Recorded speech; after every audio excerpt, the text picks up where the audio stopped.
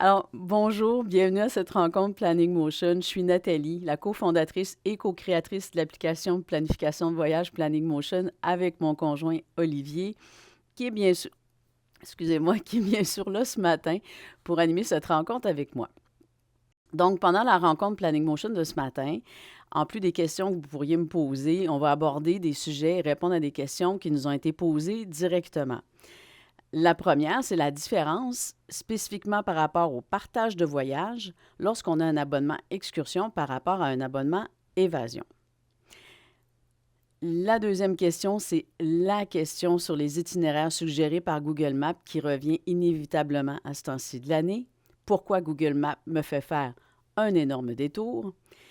Ensuite, on va parler du calepin de notes dans Planning Motion, ce que c'est et comment on peut s'en servir dans sa planification de voyage. Et puis finalement, je vais vous montrer où trouver la liste chronologique de tout ce que vous avez préparé pour votre voyage dans Planning Motion. Alors, c'est parti, on y va avec la première question. Lorsqu'on va sur la banque de voyage Planning Motion, quelle sera la différence si j'ai un abonnement excursion ou un abonnement évasion? Alors, avant de parler spécifiquement de la différence, avant de parler spécifiquement de la différence entre les deux abonnements pour les voyages partagés dans la banque de voyage Planning Motion, pour avoir accès à l'application Planning Motion, il faut souscrire à un abonnement soit excursion qui est gratuit ou à un abonnement évasion qui, lui, est un abonnement payant et qui débloque les limitations de l'abonnement gratuit, comme la possibilité de modifier un voyage partagé pour le mettre à sa main. Alors, il y a deux principales limitations avec l'abonnement excursion gratuit par rapport au partage de voyage. C'est qu'on peut ne créer qu'un voyage à la fois dans son Planning Motion. Et si un voyage a plus que 5 étapes ou arrêts, on pourra seulement voir le voyage et tout ce qu'il contient, mais on ne pourra pas le modifier. Le plus simple, je pense, c'est que je partage mon écran maintenant et que je vous montre exactement ce que je veux dire. Alors, bien là, je vais aller sur la banque de voyage. Alors, on va tout simplement aller chercher ce voyage-là ici. C'est l'Ouest canadien, un voyage en VR qui nous a été partagé. Donc, si je télécharge et je vais aller dans un contexte excursion dans Planning Motion. Donc, quand je clique sur le lien de partage sur la banque de voyage Planning Motion, bien, ça m'amène direct à la page de connexion, directement à la page de connexion de l'application Planning Motion. Et je me connecte à mon compte. Ici, c'est un compte excursion. Donc, ce qui arrive, c'est que le voyage, je vais vous le montrer rapidement, il y a vraiment plus que 5 étapes. Donc, ce qui arrive, c'est que lorsque je peux voir tout le contenu qui est partagé sur la banque de voyage, mais c'est impossible pour moi de le modifier, de le mettre à ma main. Tout est grisé, je ne peux rien rentrer, mais j'ai accès à toute la planification de voyage, puis m'inspirer quand même de ce voyage-là, ou même peut-être me faire une idée pour savoir si ce voyage-là m'intéresse et éventuellement pouvoir prendre un abonnement évasion pour débloquer tout ça et pouvoir le mettre à sa main, changer les étapes en ordre, effacer des étapes, supprimer des étapes, en ajouter, ajouter des informations qui me sont personnelles, par exemple. Donc, c'est grosso modo ça. Ah, ben, oui, je vais revenir à mon écran. J'ai oublié de vous parler ce qui arrive parce que j'ai expliqué que oui, effectivement, on ne peut pas le modifier quand on a un abonnement excursion, mais l'autre chose, c'est qu'on ne peut pas avoir deux voyages à la fois. Alors, ce qui arrive, par exemple, si je m'en vais sur la banque de voyage à nouveau, et puis, par exemple, je décide d'aller chercher le voyage au Portugal, parce que je veux voir cet itinéraire-là aussi, bien, ce qui va arriver, c'est que, parce que pour des raisons de sécurité, à chaque fois qu'on va chercher un nouveau voyage, il faut se reconnecter. Et puis là, j'ai ce message-là ici. Hein, nous ne pouvons pas ajouter ce partage destiné à votre liste de voyages parce qu'on a un compte excursion. Donc, il y a deux solutions. Soit qu'on supprime le voyage ou on passe à un compte évasion pour pouvoir avoir plus qu'un voyage à la fois. Donc, je pourrais simplement y aller ici et supprimer le voyage. Puis là, à ce moment-là, si je fais la même chose, le voyage au Portugal va s'ajouter dans mon compte. Fait que grosso modo, c'est ça la différence entre un abonnement excursion et un abonnement évasion. Est-ce que vous avez des questions spécifiques par rapport au partage de voyage comme ça, euh, le partage de voyage quand on est abonné excursion ou évasion? Est-ce que ça va pour tout le monde? Pouvez-vous m'envoyer un petit pouce en l'air si ça va? Oui, OK. Parfait. Ah, Annick a levé la main. Annick, tu peux y aller? Ouvre ton micro, puis ça va me faire plaisir. Quand on veut prendre un voyage de quelqu'un d'autre, le downloader, le télécharger, Oui. comment qu'on fait pour prendre certaines informations puis l'emmener? C'est-tu juste un copier-coller? Est-ce qu'on part de leur voyage puis on l'adapte à nous? OK. Fait qu'on ne peut pas juste prendre certaines parties. Ben oui, ben oui. Je disais oui, en fin de compte, c'est qu'il y a beaucoup de possibilités. Il y a différentes façons de le faire. Là, on parle bien avec un abonnement évasion lorsqu'on peut le mettre à sa main, c'est ça? Oui, Parfait. exactement. On vient Donc, d'adhérer, là, ça fait peut-être 2, 3 semaines. ah, c'est le fun. Je vais repartager mon écran, mais cette fois-ci avec mon compte démo qui est évasion. Et puis, j'ai des voyages partagés qui sont déjà dans mon planning Motion. Alors, si par exemple, je prends le voyage ici tiens, de Pierre et Annie qui ont partagé ce voyage-là. Donc, il y a différentes façons de faire. Euh, Parfois, je vais dupliquer le voyage avant de commencer pour garder le voyage partagé intact pour pouvoir retrouver les informations d'origine. Si jamais je supprime ou je déplace des informations, je peux toujours revenir à mon voyage de base, que le voyage qui a été partagé à l'origine, mais je peux toujours aussi aller le rechercher dans la banque de voyage. Donc, c'est plus ou moins important de faire ça. Alors, disons que je ne duplique pas pour le moment. Euh, et admettons que moi, on peut soit partir du voyage partagé puis le faire sien, c'est-à-dire que je décide, mettons, que moi, l'étape Val d'Or ne m'intéresse pas, bien, je peux simplement le supprimer comme ça puis ne conserver que les étapes qui m'intéressent. Donc là, l'étape Val d'Or n'est plus dans le voyage. Je pourrais aussi décider d'aller d'aller créer un nouveau voyage. Donc, c'est mon voyage. Hein, on va donner un nom un peu juste pour l'exemple. Puis, je ne mets pas des vraies dates, là, c'est juste pour l'exemple. Alors, j'ai un voyage comme ça, vide, que je veux m'inspirer du voyage ou prendre certaines étapes du voyage qui a été partagé. Donc, je reviens au voyage de Annie et Pierre, là, le voyage que je viens d'effacer une étape. Mais là, en pensant autrement, au lieu d'effacer les étapes, je vais plutôt dire, ben moi, l'étape Car Cross ici, de ce voyage-là, elle m'intéresse. Les activités à faire à cet endroit-là m'intéressent pour mon voyage. Donc, ici, c'est écrit étape du voyage, partage Annie et Pierre. Quand je clique sur ce menu déroulant-là, tous mes voyages apparaissent. Et le voyage que je viens de créer, qui s'appelle Mon voyage, je le sélectionne, je sauvegarde l'étape. Et là, ce qui vient d'arriver, c'est que le voyage, mon voyage, là, ben maintenant, il y a l'étape Carcross qui est dedans. Ça a été transféré. Mais l'étape Carcross n'est plus dans le voyage original. C'est pour ça que je disais tantôt, des fois, j'aime mieux dupliquer le voyage pour en garder un original, puis l'autre, je l'appelle brouillon. Donc, c'est une possibilité. Sinon, ben là, je commence à bâtir mon voyage comme ça avec une partie de voyage. Puis je pourrais dire, bon, ben je vais m'inspirer aussi du voyage de Hélène et Régis. Et puis, de ce voyage-là, ce qui m'intéresse aussi, c'est Drumheller. Donc, même chose ici. Je prends l'étape du voyage, du partage d'Hélène et Régis, mais là, je l'envoie dans mon voyage. Je sauvegarde. Il est ajouté dans mon voyage. Puis je peux comme ça partir du voyage de quelqu'un d'autre, puis faire mon propre voyage de deux façons, soit en créant mon propre voyage, puis en envoyant dans mon voyage, ou en effaçant les voyages à l'intérieur du voyage qui a été partagé. Est-ce qu'Annick, ça t'inspire des choses? Oui, excellent. Ça répond à ma question. Merci. OK, super, super. Il y en a d'autres qui ont d'autres petits trucs, tout ça, mais parce qu'on peut aussi Non, ben, la principale chose, c'est vraiment qu'on peut déplacer, euh, je vais retourner ici, on peut vraiment déplacer des étapes d'un voyage à l'autre ici avec le menu déroulant. Et puis, à l'intérieur d'un même voyage, si par exemple, il y a un hébergement, une activité que je ne voyais pas dans la même étape qu'un autre voyage, je pourrais, c'est peut-être pas un bon exemple, là, mais je pourrais décider aussi de déplacer mon étape, mon hébergement de l'étape dans une autre étape du voyage.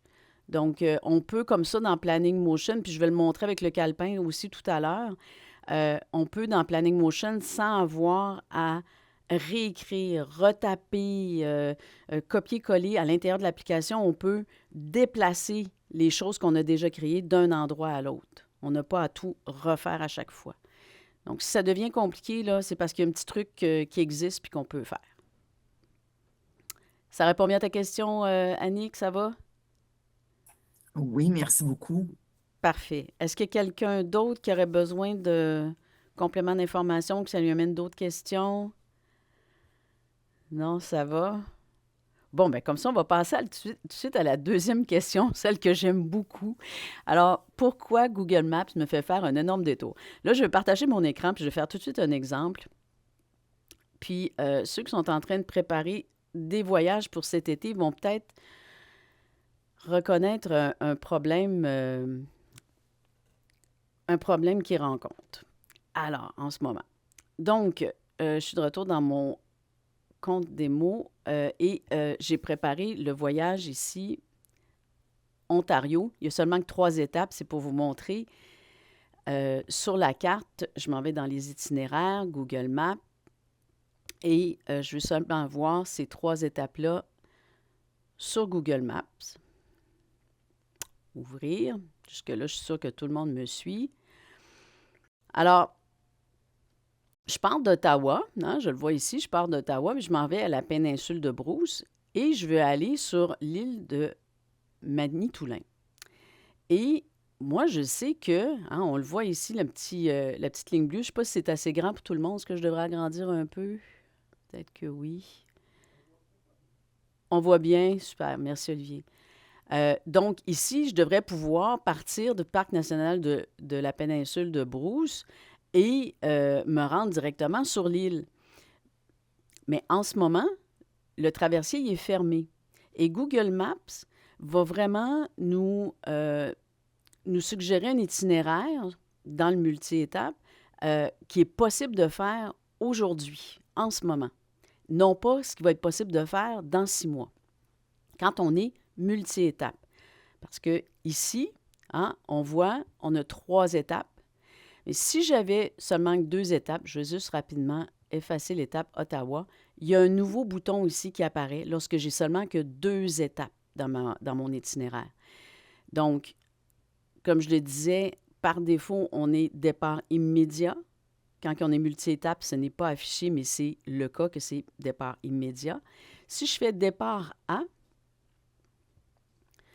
puis je fais mon voyage au mois de juin, donc j'écris le 1er juin, bien là, Google Maps va me donner le bon itinéraire parce que le traversier est ouvert à ce moment-là.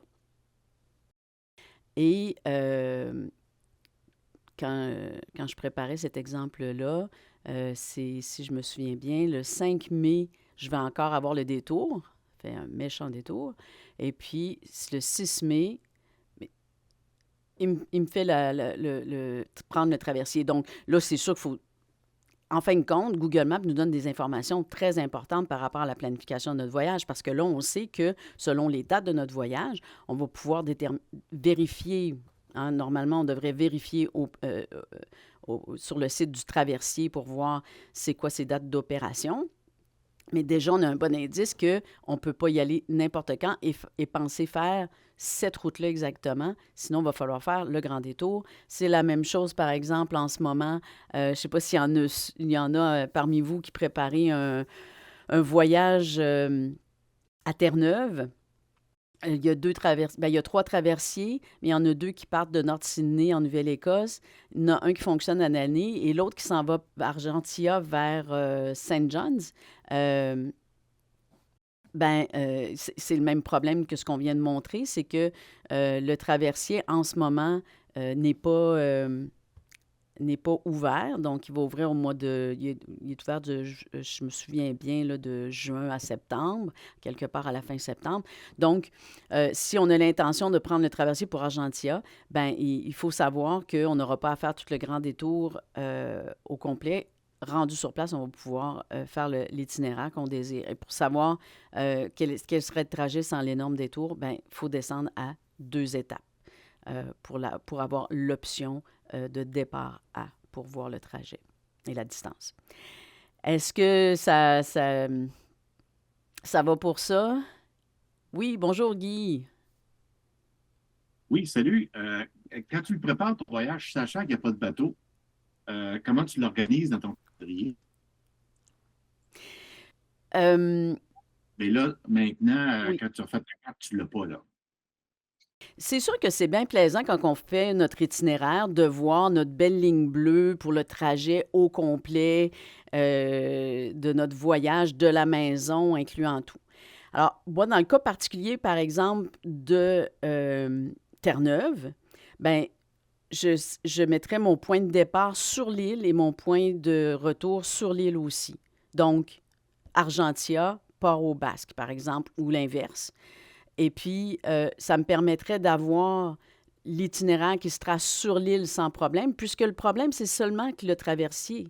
Alors, je pourrais, en conservant mon voyage tel quel, simplement enlever les étapes, quand je demande mon itinéraire, enlever les étapes. Est-ce que est-ce que c'est clair ou... Oui? Parce qu'à ce moment-là, c'est sûr qu'on ne voit pas l'itinéraire au complet, mais on peut voir les portions d'itinéraire avant et après l'endroit qui nous pose problème, en fin de compte, que Google Maps n'est pas capable de nous calculer parce qu'en multi-étapes, il n'accepte pas qu'on mette une date. Ah, ça fait du sens. C'est bon. OK, super, merci Guy. Est-ce qu'il y a une autre question? J'ai entendu un petit gloum-gloum de main levée. Oui, Richard. Oui, je suis complètement nouveau, fait que peut-être ma question peut-être qu'elle a déjà été répondue. Mais Non, non, il n'y a pas de problème. moi, j'ai un VR classe A. Oui. Est-ce que Planning Motion et toutes les autres Google Maps me permettent de faire des routes qui utilisent la hauteur, la grosseur et tu sais, les tanks de propane de façon à ce que je ne passe pas un viaduc qui est juste 10 pieds de haut puis qui arrache mon toit? C'est ça. Peut-être c'est oui, là, mais je ne le sais pas. Je ne connais pas vraiment Planning Motion. Effectivement, cette question-là a déjà été posée, mais ça me fait plaisir d'y répondre encore une fois. Puis je suis certaine qu'il y a plusieurs personnes ici qui n'ont pas entendu la réponse. Alors, à la base, dans Planning Motion, il n'y a pas d'application de cartographie en tant que telle. Nous, on permet aux gens d'utiliser l'application qui leur convient selon le type de voyage qu'ils sont en train de préparer. Il y a même, vous voyagez en VR, il y en a d'autres qui voyagent en bateau. Ils peuvent planifier leur voyage dans Planning Motion et transposer ce qu'ils ont préparé dans Planning Motion dans l'application de cartographie spécialisée pour la navigation sur l'eau. Même chose pour des vélos. Donc, Google Maps ne prend pas en compte ce genre de paramètres-là. Pour l'instant, Google Maps change continuellement. Encore, j'ai eu une mise à jour cette semaine sur mon téléphone tout à l'heure quand je vais vous montrer quelque chose. Ils ont tout changé la disposition des boutons où je vais trouver les cartes. Donc, pour l'instant, Google Maps ne fait pas ça, ne permet pas ça. Par contre, si vous avez un GPS Garmin, il y a un GPS Garmin pour VR qui s'assure, je ne sais pas si vous le connaissez. Oui. Donc, de Planning Motion, on peut exporter ces points qu'on a entrés dans sa planification. Ça, on a des vidéos, hein, Olivier, sur la chaîne YouTube là-dessus? Oui. Parfait. Donc, oui, Pierre, c'est un des types de GPS Garmin, le RV770, qui permet d'inscrire sa quantité de propane, la hauteur de son véhicule, la largeur, spécifications comme ça, qui qui nous aide là, et nous trace le bon chemin. Donc, de Planning Motion, on peut transférer ces points sur l'application Basecamp de Garmin qui permet de synchroniser avec son GPS. Mais je ne rentrerai pas dans les détails parce qu'il y a une vidéo là-dessus, puis c'est quand même assez simple comme processus, surtout quand on est habitué de synchroniser son GPS sur l'ordinateur pour faire les mises à jour, tout ça. Et puis, à ce moment-là, ben Garmin va nous donner l'itinéraire selon le type de véhicule qu'on a. Donc, c'est ce que Planning Motion permet de rassembler ces informations à un endroit pour après ça l'envoyer dans les applications selon nos besoins, selon le type de voyage qu'on est en train de préparer, selon le type de véhicule qu'on a, etc. Est-ce que ça répond à votre question? Oui, je voulais juste savoir si Planning Motion pouvait aller avec soit un GPS ou d'autres applications là, qui existent pour les VR, là, les routes. Bon, ben à ce moment-là, c'est oui. OK, merci. OK. C'était la réponse longue. Parfait. Merci beaucoup, Richard. Est-ce qu'il y a une autre question avant qu'on continue vers la prochaine question? Non, ça va. Petit pouce en l'air, quelqu'un, pour me dire que tout est beau? Parfait. Merci beaucoup. Merci. D'accord. Alors, on continue. Alors, pour la prochaine question, en fait, non, c'est pas une question. J'ai juste pensé faire le tour du calepin de Planning Motion. J'ai reçu un courriel dernièrement d'une utilisatrice là, de longue date. Elle me disait qu'elle avait découvert le calepin tout dernièrement et qu'elle n'en revenait pas comme ça lui était utile. Alors, je sais qu'il y a de nombreux abonnés Évasion ce matin, d'autres qui sont vraiment récents, hein, des nouveaux. Et avec la promotion là, de rencontres individuelles incluses avec l'abonnement Évasion, on a eu l'occasion de rencontrer, d'avoir des conversations très intéressantes avec plusieurs utilisateurs. Évidemment, on parle surtout de la planification de leur premier voyage avec Planning Motion. Alors, je me suis dit que ce matin, dans la rencontre Planning Motion, ça serait l'occasion de le faire aujourd'hui, de parler du calepin. Parce qu'on passe souvent à côté. Puis on a remarqué, en fait, qu'il y a des points communs entre les utilisateurs de Planning Motion. Que, entre autres, que planifier des voyages, ça fait partie du plaisir de voyager. Puis lorsqu'on tombe sur des informations de voyage intéressantes, bien, même si on n'est pas spécifiquement en train de préparer ce voyage-là, bien, on veut avoir un endroit où noter cette information, puis surtout pouvoir la retrouver facilement, cette information-là, quand on va en avoir besoin. Alors, cet endroit-là, vous l'avez deviné, où prendre ses notes, bien, c'est dans le calepin de Planning Motion. Alors, je vais vous partager mon écran, puis on va aller dans le calepin. Alors, le calepin, il est ici. Dans la colonne de gauche, là, on clique sur calepin. Et évidemment, quelqu'un qui n'est jamais allé dans le calepin, ça va être vide. Moi, mon calepin, c'est mon compte démonstration, mais j'ai quand même plusieurs notes d'ajouter. En fait, dans le calepin, on peut ajouter les éléments qu'on peut ajouter à un voyage, on peut les ajouter au calepin. Par exemple, des étapes, des arrêts, des hébergements, des activités. Les habitués de l'application Planning Motion reconnaissent tous ces éléments-là d'un voyage qu'on peut ajouter dans un voyage. Alors, tout ça, on peut l'ajouter dans le calepin. Maintenant, à quoi ça sert? Bien, ça sert à, entre autres, admettons que je suis en train de planifier un voyage au Costa Rica et je me souviens que j'ai noté quelque chose sur le Costa Rica. Donc, je vais aller ici dans le champ de recherche, ici à droite. Je vais commencer à écrire Costa Rica et tout ce que je vais avoir noté là dans mon compte, j'ai seulement un élément de voyage, une étape sur le Costa Rica, mais je la retrouve en tapant Costa Rica dans le champ de recherche. Et dans cette étape-là, bien, j'ai bien sûr, j'ai ajouté des hébergements puis des activités. Puis, quand j'ai décidé d'ajouter ça à mon calepin, c'est parce que j'étais avec un ami qui m'a parlé de cet endroit-là puis qui m'a donné ces informations-là que je suis allée noter dans mon calepin de Planning Motion. Et étant donné que, parce qu'il y a plusieurs façons de retrouver les choses dans Planning Motion et dans le calepin, et étant donné que chacun a sa façon de retrouver ces informations. Comme moi, je le sais que souvent, je vais me rappeler de l'endroit où j'étais quand quelqu'un me parlait de quelque chose ou de la personne qui me parlait de quelque chose, mais je ne me souviendrai pas exactement quoi. Alors, on peut se faire ses propres tags dans Planning Motion. Par exemple, c'est Paul qui m'a parlé du Costa Rica. Alors, si j'écris Paul dans le champ de recherche, bien, tout ce dont Paul m'a parlé s'affiche est filtré par le calepin. Donc, je retrouve l'étape La Fortuna que j'avais tout à l'heure en tapant Costa Rica parce que, ici, je me suis pris une note en inscrivant que c'est Paul qui m'a parlé de cet endroit-là. On peut se faire ses propres mots-clés sans avoir nécessairement à faire de hashtag ou quoi que ce soit, mais on peut le faire aussi. On peut décider de se faire des hashtags randonnée, hashtag kayak. Ça dépend vraiment on peut le façonner à sa main, en fin de compte, de la façon dont on veut, qu'on aime sauvegarder nos choses, de noter nos choses.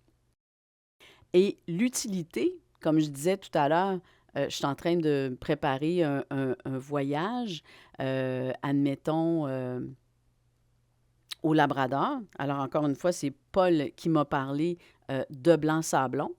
Alors, j'ai tapé Paul. J'ai Blanc-Sablon qui est une étape de mon voyage que je préfère faire Québec-Labrador, Terre-Neuve.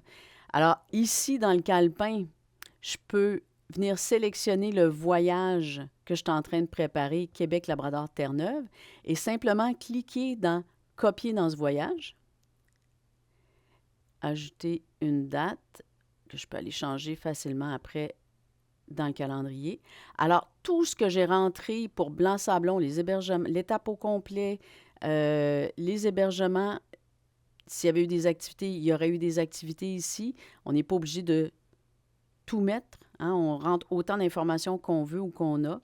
Donc, je commence à bâtir mon voyage à partir du calepin, des choses que j'ai notées. De la même façon, tout à l'heure, hein, qu'avec un voyage partagé, j'ai envoyé d'un voyage à l'autre, mais je peux envoyer du calepin à mon voyage aussi.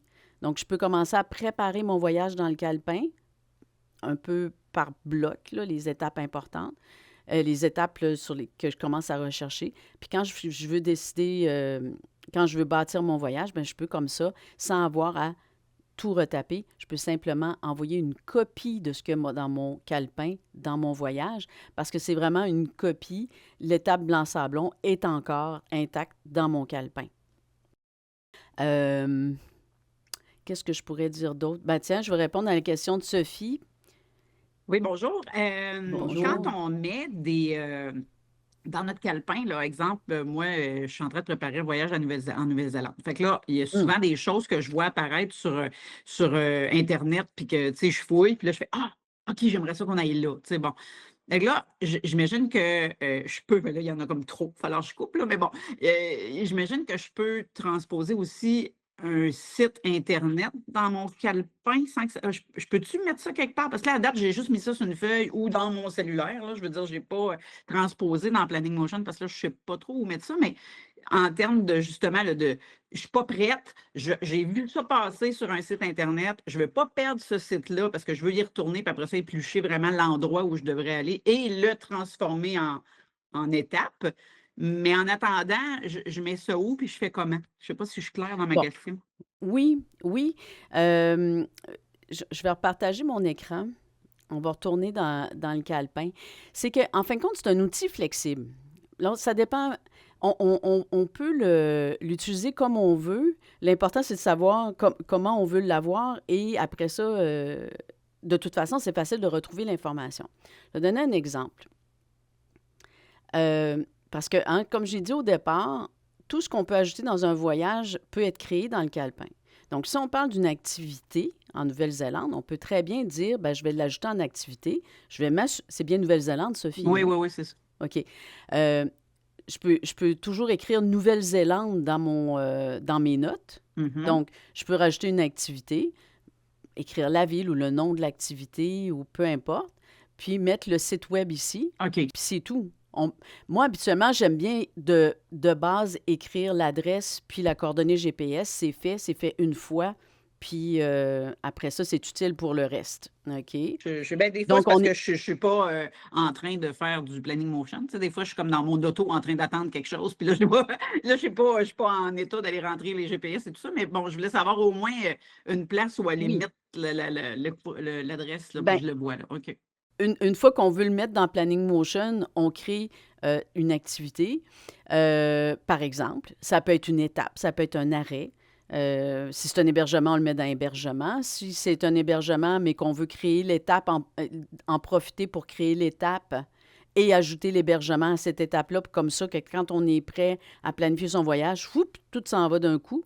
Mais ça peut être aussi un hébergement qu'on va aller ajouter dans une étape qu'on a créée dans un voyage.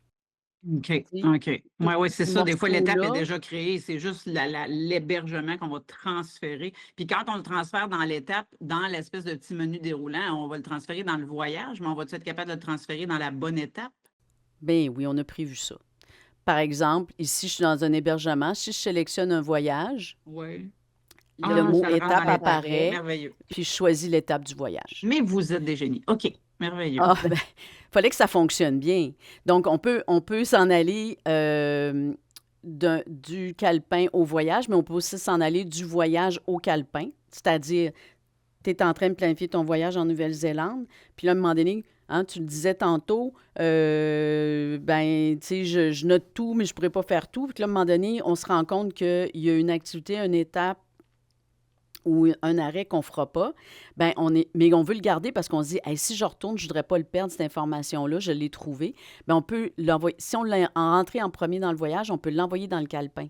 Par OK. C'est exemple, que c'est réversible, cette affaire-là. exactement, je pourrais décider, par exemple, mon drummer en habitat, je l'ai rentré dans mon voyage, mais finalement, j'y vais pas, mais je veux le garder pour une autre fois.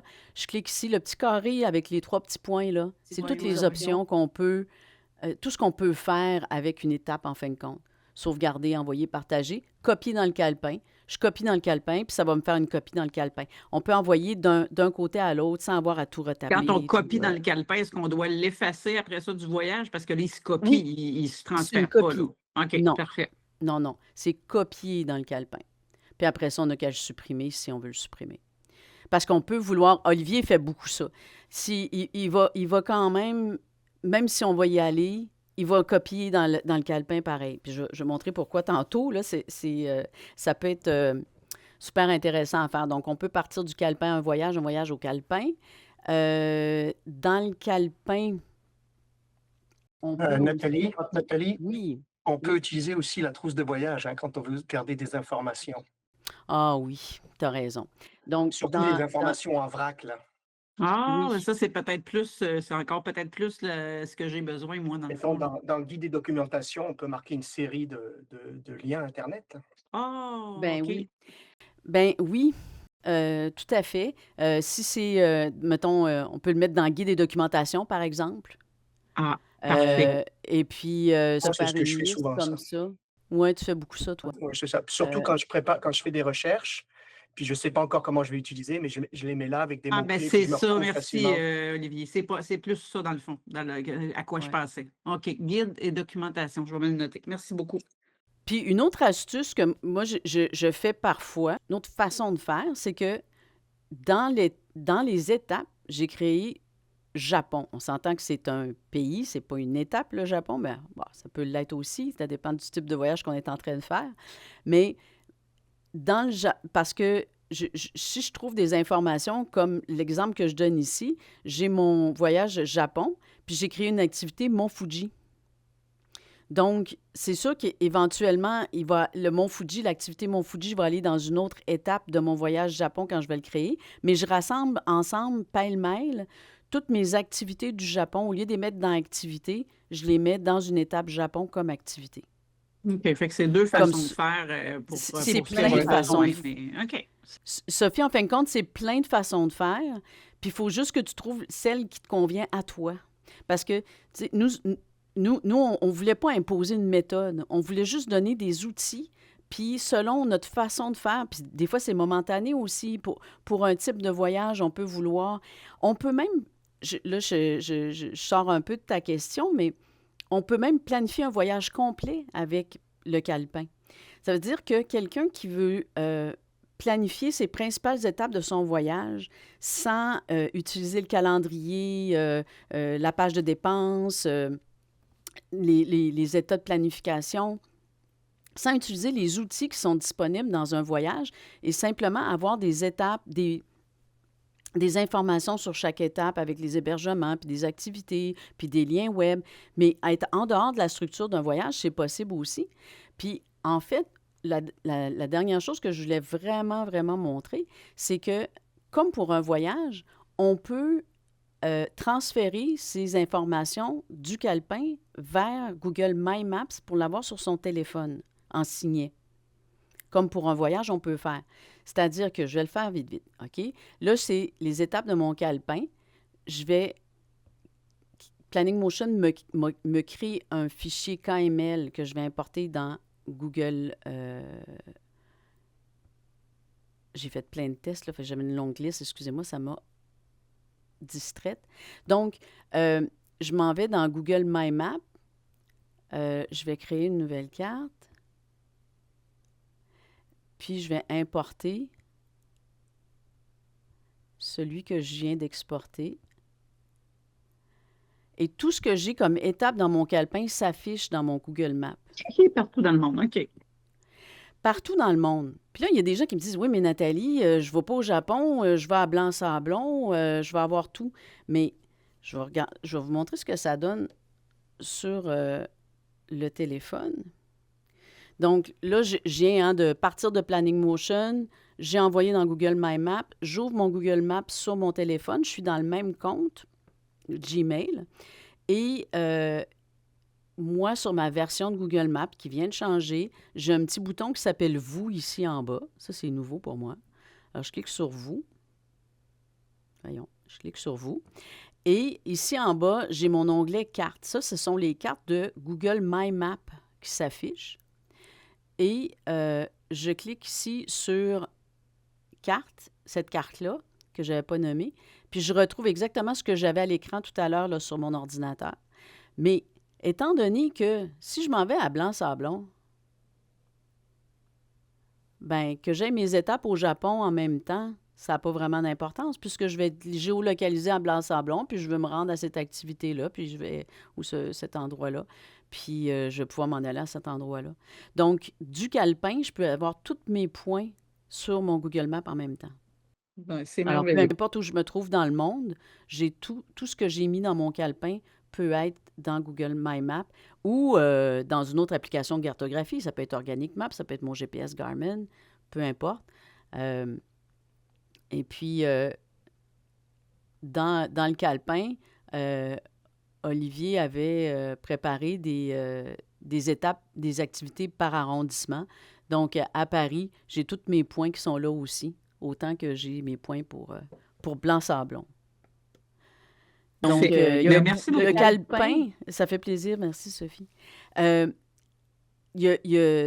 calepin, en fin de compte, ça offre beaucoup, beaucoup de possibilités, soit quand on n'est pas en train de préparer un voyage spécifique, soit quand on est en train de préparer un voyage spécifique, mais on n'a pas encore d'idée comment le structurer, puis on veut pas tout de suite créer son voyage, ou en parallèle, peu importe. Des fois, on tombe sur des informations de voyage qui c'est pas le voyage qu'on est en train de préparer, mais on tombe dessus, on veut le noter, on le note dans le calepin. Il y a plein de façons d'utiliser le calepin. Ah, il y a Daniel qui aimerait poser une question. Oui, bonjour. Bonjour. J'ai deux questions, mais il y en a une surtout qui fait suite à ce qui a été dit juste un petit peu avant. Quand on veut importer, parce que moi, quand je planifie mes voyages, je fais un survol de toute la région, je note tout par section et tout ça, mais je n'ai pas encore structuré mon voyage. Donc, tout est là, il y en a beaucoup, mais je ne suis pas certain comment je vais utiliser une région, une place. Est-ce que ça va être une activité? Est-ce que je vais faire un arrêt là? Est-ce que je vais finalement faire une étape, c'est-à-dire coucher là-bas pour rester là une journée ou deux? Je le mets dans le calepin. Bon, je le mets comme une activité parce qu'au départ, au point de départ, c'est une activité, mais quand je vais l'importer dans mon voyage, est-ce que je veux l'importer comme une étape? Mais finalement, ça va être le centre de toute une zone d'activité où je vais l'importer comme une activité à l'intérieur d'une étape ou à l'intérieur d'un arrêt. Donc, est-ce que c'est possible avec Planning Motion d'importer de stocker l'information comme une activité, par exemple, puis de l'importer par la suite comme une étape ou comme un arrêt. Donc, je change la nature de l'information que j'ai stockée. Oui. Merci. Non, mais je vais faire une démo. C'est une question super intéressante parce que Planning Motion, ça permet quand même, et puis ça, c'est quelque chose qui nous a été demandé beaucoup, surtout par Olivier, hein, Olivier? De pouvoir changer effectivement un arrêt en activité ou une activité en arrêt. Parce qu'on s'entend bien qu'une étape, c'est simplement un nom avec une adresse, des coordonnées et des dates. Alors, mais ce qui est intéressant dans les étapes, c'est qu'on peut ajouter des hébergements et des activités. Donc, je vais retourner dans Planning Motion. Je vais juste donner un exemple. On parlait d'une activité. Alors, je vais aller, par exemple, j'essaie de voir, pourquoi pas le Mont Fuji. Alors, c'est une activité pour une activité, là. Donc, j'ai le Mont Fuji dans mon voyage, puis je vais l'ajouter à l'étape Drumheller. OK? On s'entend que c'est pour une étape, là. On n'est pas obligé d'être logique, là. Je suis sûre que vous êtes capable de me suivre quand même, même si c'est pas du tout dans le même endroit. Alors, j'ai mon activité d'ajouter à Drumheller en Alberta, le Mont Fuji. Mais finalement, je veux que ce soit un arrêt, heureusement. Donc, je veux que ce soit un arrêt. Bien, je vais ici. J'ai quand même pris mon arrêt parce que c'est en arrêt que je l'avais mis dans le calepin. Je l'ai envoyé dans une étape, peu importe l'étape, on le voit bien, là. Peu importe l'étape, je l'envoie dans une étape du voyage dans laquelle je veux l'envoyer et je veux que ça devienne un arrêt. Bien, je m'en vais dans le fameux petit bouton avec les 3 petits points, le bouton qui est orange. Quand on clique dessus, il devient vert. Et puis, je clique sur « Changer en arrêt ». Et l'activité Mont Fuji est devenue un arrêt.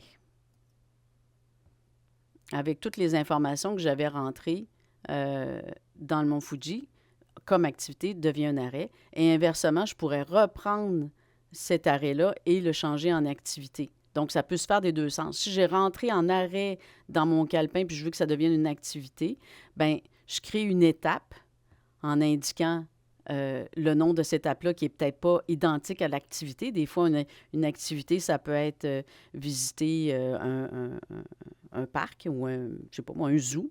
Puis, en fin de compte, c'est dans l'étape Chicago. Donc, on va mettre l'arrêt qu'on avait prévu au zoo comme une activité de l'étape. Daniel, est-ce que j'ai bien répondu à ta question? Ouais. Je veux juste m'assurer que j'ai bien tout synthétisé. Oui. Je n'ai plus à me préoccuper lorsque je recueille une information dans mon calepin de choisir au départ, est-ce que ça va être une activité, est-ce que ça va être une étape ou est-ce que ça va être juste un arrêt? Parce que quand je l'importe ultimement dans ma planification de voyage, là, je peux décider, est-ce que j'en fais un arrêt, est-ce que j'en fais une étape ou est-ce que c'est simplement une activité autour d'une région? Je peux le changer par la suite. Oui. Arrêt, activité, activité, arrêt. L'étape, il faut la créer. Exactement. Si c'est un arrêt puis qu'on veut le transformer en activité, il faut créer l'étape et ajouter cet arrêt-là à l'étape. Mais comme je disais, l'étape, c'est un nom, une adresse et des dates. Et ajouter cet arrêt-là, l'arrêt qui vient comme devenir la raison pourquoi on crée l'étape, en fait. On fait comme à l'inverse. À l'inverse. C'est que c'est sûr que quand on planifie un voyage, les choses évoluent, quelque chose qu'on ne savait pas trop ou qu'on était sûr se transforme avec les autres choses qu'on trouve. Moi, je comprends très bien ce que tu veux dire, Daniel.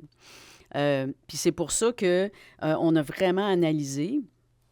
Un hébergement, c'est rare que ça se transforme en activité ou en étape. Donc, c'est vraiment activité et arrêt qu'on peut placer d'un à l'autre. Donc, en fin de compte, tu sais que tu peux, si tu choisis arrêt, tu sais très bien que tu peux le mettre en activité. Si tu choisis activité, tu peux le mettre en arrêt. Puis si tu décides de créer une étape puis de mettre une activité dedans dans le calepin, bien, également, tu vas pouvoir cette activité-là la transformer en arrêt dans ton voyage. Donc, tu sais, c'est vraiment souple, là. C'est vraiment... puis même si on change d'idée, Planning Motion facilite tout ça. Normalement, ça ne devrait pas compliquer. J'ai-tu bien répondu, Daniel, là? Ou il te reste encore des interrogations? Ben, je vais retravailler avec parce que ça peut modifier un peu ma façon de travailler. Puis là, ben, à partir de là, ça va m'obliger d'adapter un petit peu ma méthode. Puis je vais me mêler, c'est certain, à un moment donné. Donc, Ben, expérimenter. tu sais que tu peux toujours me contacter, ça me fait plaisir, hein? Oui, effectivement, merci. Petite question tantôt, tu Oui. disais que lorsqu'on stocke l'information, on peut la retrouver par la recherche, ça c'est bien. Mais quand tu parlais de Paul, que tu as Oui, retrouvé dans un commentaire, dans une note, tu disais on peut créer des mots-clés à volonté. Est-ce que pour oui. retrouver Paul, tu avais dû créer un mot-clé dans un dictionnaire, Non. en quelque sorte, ou seulement tu décides que dorénavant, Paul, c'est souvent un mot que je vais mettre dans mes notes parce que je retrouve souvent l'information que Paul m'a donnée, et là, ça devient de fait un mot-clé que je sais que je peux utiliser pour retrouver quelque chose. Ben oui, c'est ça, mais c'est encore plus large que ça, d'une certaine façon. C'est que, comme j'expliquais, des fois, moi, je me souviens d'un lieu. Hein. J'étais chez mon amie Sophie quand j'ai entendu parler de quelque chose. Tu sais, j'ai une mémoire visuelle dans ma tête d'une conversation, mais je me souviens pas. Est-ce qu'on parlait du Costa Rica ou du Nicaragua ou de la France? Je ne sais plus, là. Tu sais, mais je me souviens que j'étais chez Sophie, puis je veux retrouver cette information-là, ou je me souviens que c'était un volcan. En fin de compte, c'est que la force de la recherche dans le calepin, c'est que on peut euh, retrouver, même si c'est pas dans le nom, c'est que tout ce que tu as inscrit à l'intérieur de l'étape, par exemple, OK, l'étape Blanc-Sablon, on a écrit la municipalité à l'est du Québec, composée de 3 villages. Donc, peu importe le mot que je mettrais, mettons poissonnerie, hein, ici, là, Olivier il a écrit le mot poissonnerie dans l'étape Bois-Sablon, bien, j'aurais pu retrouver cette étape-là à l'aide du mot poissonnerie. C'est juste que, puis il n'y a pas besoin d'être dans un dictionnaire de mots-clés. C'est parce qu'il est inscrit là qu'il devient un mot-clé. Tout ce qu'on écrit dans l'étape, l'activité, l'arrêt, peu importe, tout ce qu'on écrit dans le calepin, ça devient un mot-clé. Est-ce que c'est plus clair, ça, Daniel? Oui? Super. Absolument. Donc, on peut faire une recherche sur peu importe le mot qu'on a inscrit dans le calepin, il va être retrouvé naturellement, comme c'est très puissant. La recherche est aussi puissante que partout dans Windows. Exact. Puis ce que je voulais dire aussi par mot-clé tout à l'heure, le hashtag, là, c'est que si toi, tu te dis, bon, ben moi, je veux me faire une liste de mots-clés pour me retrouver facilement, puis tu sais, que pas des fois, ça soit marqué rando, puis d'autres fois randonnée, ou d'autres fois sentier, tu sais, tu te fais tes propres mots-clés. Si pour toi, c'est comme ça que tu te retrouves, bien, tu as la possibilité de te faire une liste, puis tu peux même le mettre dans le calepin, dans une note. Olivier parlait de la trousse de voyage tout à l'heure. Tu sais. Tu peux très bien, dans le guide des documentations, te faire ta propre liste de tags pour un aide-mémoire, puis tu te mets ta liste de tags à toi directement dans Planning Motion. Tu te crées ta propre liste de tags au besoin. Tu me suis? Parfait.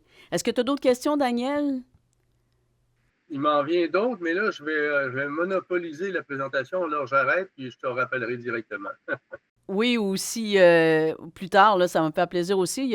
Il y a Claude qui attend depuis quelques minutes, donc je vais prendre sa question. Puis si tu as d'autres questions tantôt, là, ça va me faire plaisir, Daniel. Alors, Claude.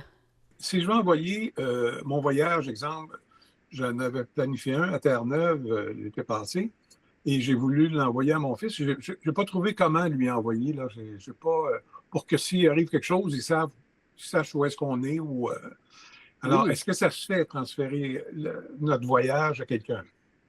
Oui, il y a plusieurs façons de partager des voyages dans Planning Motion. Je vais partager mon écran pour vous le montrer, mais le cahier de voyage, c'est souvent utilisé justement pour partager son itinéraire avec des amis ou de la famille pour qu'ils sachent où on est quand. Parce que dans le cahier de voyage, on a toutes les informations, les dates, même les numéros de téléphone des endroits où on est, tout ça. Donc, il y a le cahier de voyage qui est souvent utilisé. Mais on peut aussi, il y a d'autres façons de partager les voyages. Alors, je vais Mais exemple, le cahier de Oui. voyage, c'est ça, je voulais transférer, mais je n'ai pas trouvé comment le faire. Ah, OK. Bon, ben, on va regarder ça. Donc, par exemple, c'est mon voyage en Italie. Je clique ici sur cahier de voyage. Donc là, Planning Motion est en train de créer un PDF avec tout ce qu'il y a dans ce voyage-là, les étapes, les arrêts, les hébergements, tout ce qui a été entré dans ce voyage-là. Donc, c'est un document PDF qui s'ouvre dans une nouvelle fenêtre du navigateur. Au départ, c'est comme une liste de tout ce que le voyage inclut. Et après, on a en détail l'étape Venise et en bleu ici l'hébergement, l'activité. Donc, puis les dates des étapes là, hein, sont indiquées. Donc, les gens avec qui on partage ça savent où on est quand. Pour télécharger, donc dépendant du navigateur, il va souvent avoir une petite flèche comme ça qui permet de télécharger, d'ouvrir les téléchargements. Puis là, ici, non, je me suis trompée, c'est ici. Celle-là en bas, là, j'étais dans mon navigateur. Ici, je suis dans mon onglet. Donc, dans l'onglet, je peux soit l'imprimer. C'est peut-être petit, hein? Je vais essayer de grossir. Ici, là, j'ai une imprimante puis une petite flèche de téléchargement. Donc, si je clique sur la flèche de téléchargement, ça m'ouvre une fenêtre, puis je le sauvegarde sur mon bureau, peu importe, un endroit où je vais la trouver. Puis après ça, je peux l'envoyer par courriel, je peux l'envoyer par texto ou l'imprimer, puis le remettre à la personne. Excellent, merci. Fait que ça, c'est avec le cahier de voyage. Avec un compagnon de voyage, ce qui peut se faire aussi, c'est de partager également le fichier qui est créé pour Maps.me ou Google Maps. Donc, ça, on a un compagnon de voyage qui veut avoir lui aussi tous les points, mais ça peut être aussi un membre de la famille qui préfère savoir où vous êtes sur une carte. Bon, on peut transférer ce fichier-là qui est sauvegardé. Quand on télécharge, on le sauvegarde à quelque part. Donc, de la même façon, on prend ce fichier-là et puis, dans Google My Maps, la personne peut, dans son compte, importer. Je vais supprimer ce calque-là. De toute façon, je peux aller le rechercher quand je veux. C'est ça qui est le fun aussi hein, avec le transfert à partir de Planning Motion. Tout est rassemblé dans Planning Motion, puis on peut supprimer ce qu'on a dans Google Maps comme on veut, puis le retrouver comme on veut aussi. Donc, si je peux importer, puis la personne va pouvoir voir mon voyage sur Google My Maps, sur Google Maps sur le téléphone. Donc ça, c'est une autre façon de partager les voyages. Il y a aussi d'autres méthodes, comme ici, j'ai un voyage suivi. Je peux inviter quelqu'un à suivre mon voyage. Donc, par exemple, on revient à le voyage en Italie. Ici, dans le bas, j'ai la section « Partage de voyage ». Donc, on peut partager le voyage dans Banque de voyage. C'est pas ça. C'est pas ce qu'on veut. On veut que quelqu'un nous suive. Partager le voyage dans Banque de voyage, c'est pour que tous les utilisateurs de Planning Motion puissent voir notre voyage, puis s'en inspirer, comme on a montré au début de la rencontre. Ici, quelqu'un qui est membre de Planning Motion peut recevoir votre voyage puis le mettre à sa main.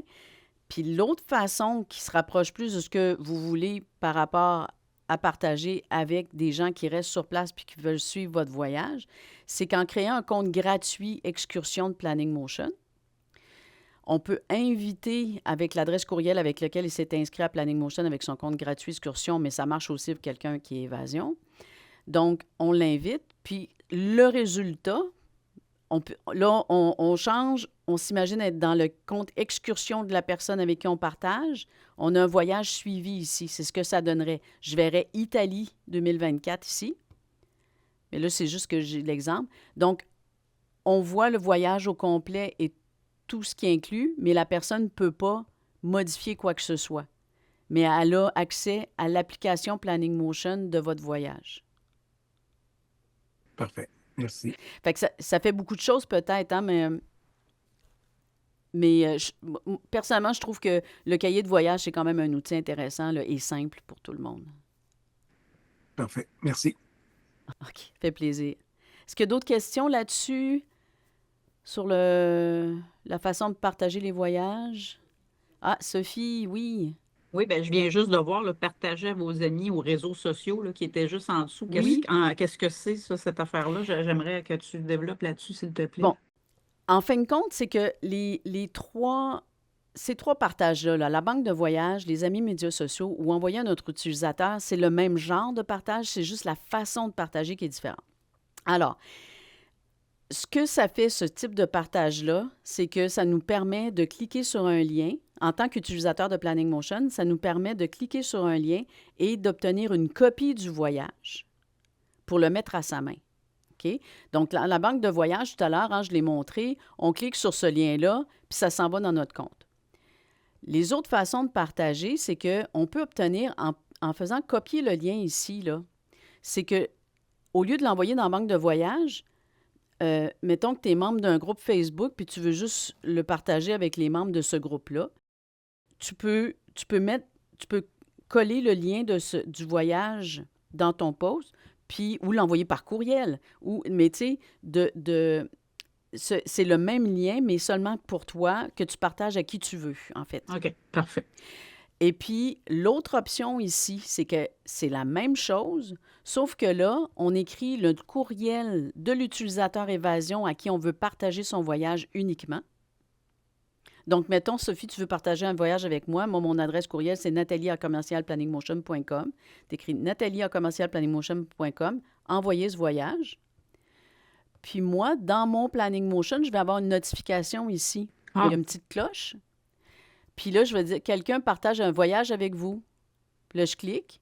Puis là, ben, c'est Olivier, qui est le compte Planning Motion, qui m'a envoyé un voyage. Est-ce que je veux l'importer dans mon calepin? Ben, en fin de compte, c'est quelque chose pour mon calepin, parce qu'on peut aussi partager les éléments, pas un voyage au complet, mais chaque élément d'un voyage séparément aussi. OK, bon, c'est intéressant.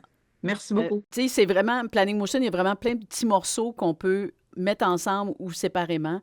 Puis chaque possibilité est possible pour chaque élément, en fin de compte. Donc, ce qu'on peut partager pour un voyage, on peut aussi le partager pour un élément du calepin ou un élément du voyage. Ici, c'est un élément du calepin. Parfait. Merci. OK, fait plaisir. Oui, Pierre? Quand tu répondais tantôt avec Claude, Oui. dans le partage de voyage, je voyais que même si on partageait avec un utilisateur qui n'est pas membre de Évasion, donc il pouvait aller voir où est-ce que tu es rendu. OK?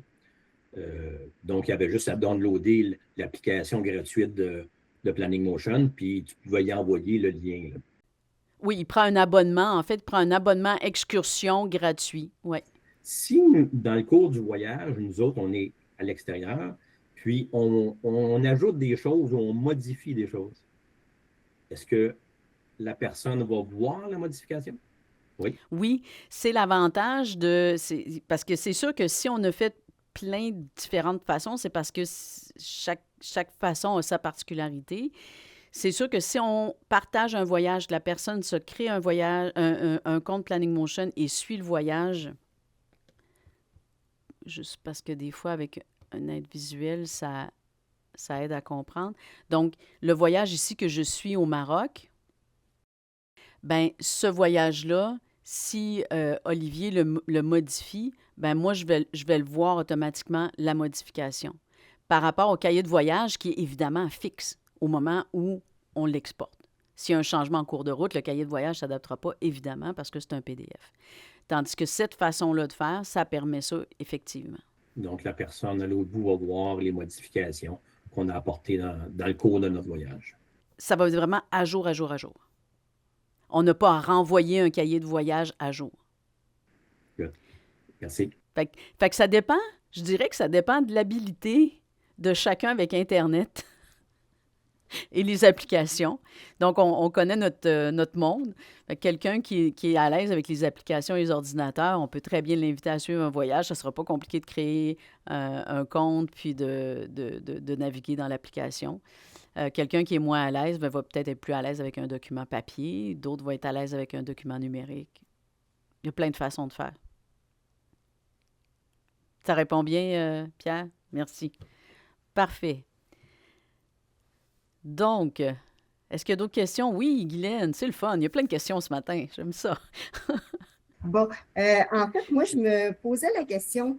On commence à regarder pour un voyage, tout ça. Puis, ce que j'avais fait dans Google Maps, j'avais juste enregistré des endroits tout bonnement.